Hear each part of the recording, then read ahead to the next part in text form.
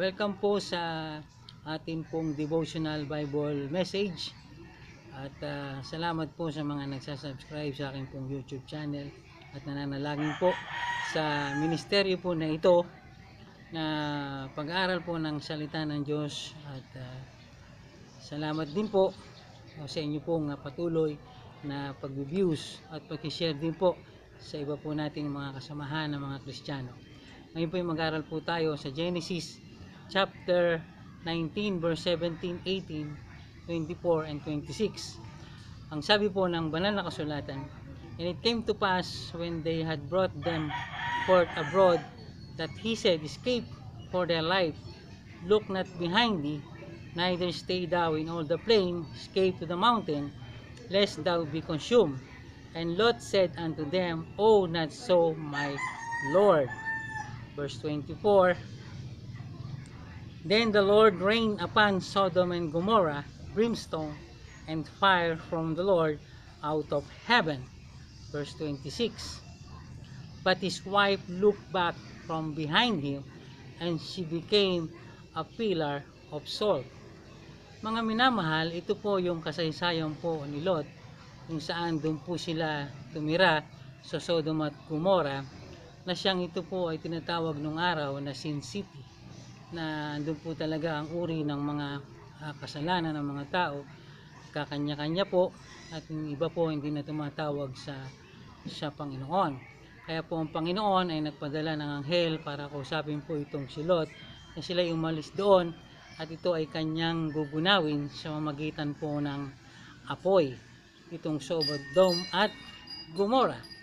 Kaya mga minamahal, at sinabi din ni Lot sa kanyang asawa, huwag kayong titingin sa likod ninyo kapag nasusunog na yung Sodom at Gomorrah. At sa kanilang pag-alis po doon ay ang sumama lang po sa kanya ay ang kanyang ilang anak lang po, kanyang dalawang anak na babae at ang kanyang asawa. Dumating ang time na nandun na sila doon sa mountain, ay hindi po nakatiis ang kanya pong asawa, at siya po ay tumingin sa kanyang likuran, tiningnan po yung kanilang pinagmulan, yung Sodom at Gomorrah. At ang nangyari po sa kanyang asawa ay naging pillar of salt, naging asin po siya. Mga minamahal, ibig sabihin namatay po siya. Kaya makita po natin dito mga minamahal na talagang ang Diyos ay hindi niya hinahayaan ng isang lugar ay puro kasalanan po ang ginagawa, puro kagustuhan lang ng mga tao yung kasiyahan nila, na hindi naman po tumatawag sa Panginoon.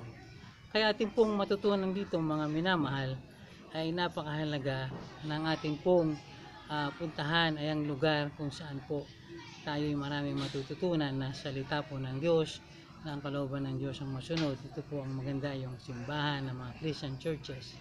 At wag po nating balikan po yung mga mali po nating mga ginagawa. Wag nating balikan yung mga lugar na hindi naman nakakatulong po sa atin para tayo po ay mapalapit sa Panginoon. At wag po nating hayaan na dumating din ang buhay na tayo bawian ng buhay ay mapahamak pa ang ating kaluluwa. Kung mabigat po yung dagat-dagatang apoy, ito yung apoy po nagaling po dun sa langit, naginunaw po talaga itong Sodom at Gomorrah. Ito po ay totoo. Pero ang mas mabigat po ay yung impyerno na dagat-dagatang apoy, na siyang patutunguhan po ng ating kaluluwa pag hindi tayo tumanggap kay Jesus, hindi tayo nagsisi sa ating pong mga kasalanan.